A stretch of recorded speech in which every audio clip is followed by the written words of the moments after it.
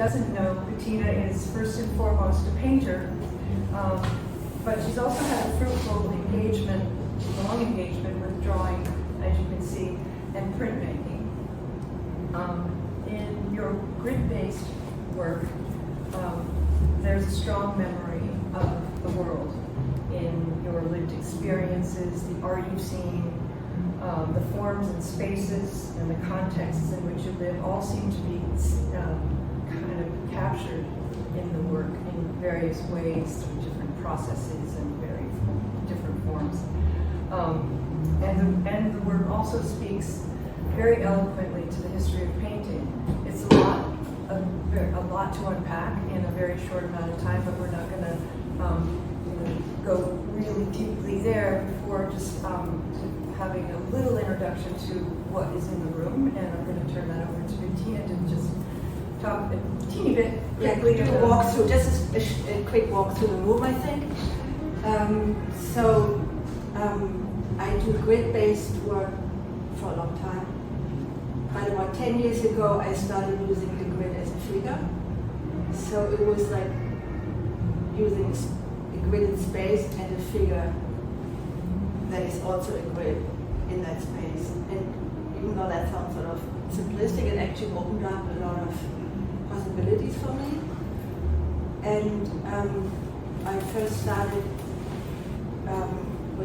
so this is actually a selection of different groups from the last about 8 years.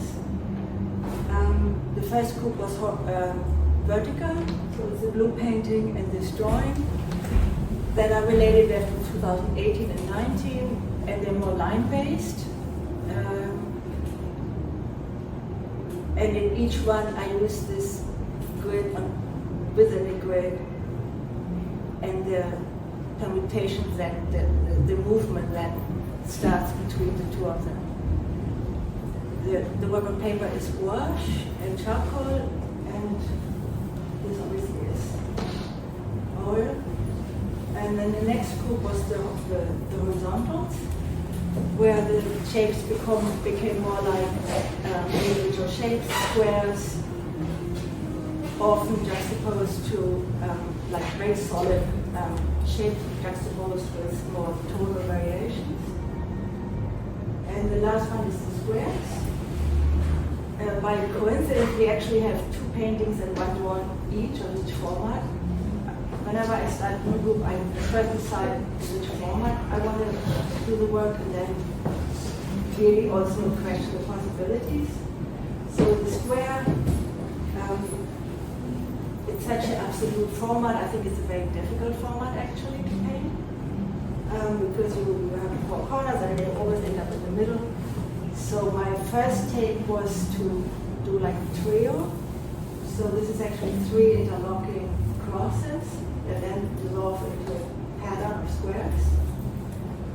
And the last one is a new group.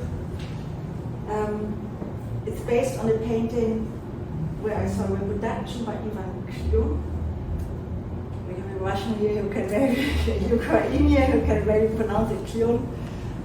He was a Russian constructivist, contemporary of Malevich, and I had seen a drawing, a reproduction in a catalog many years ago. I did drawings after it, and suddenly it sort of popped up in my head again, and I looked it up. And so this is a reflection on the painting. It's a cross within a cross in a square, and it's sort of done very good. It moves into the square. It sort of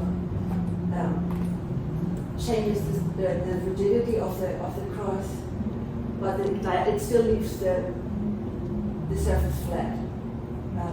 So this is sort of just a brief introduction.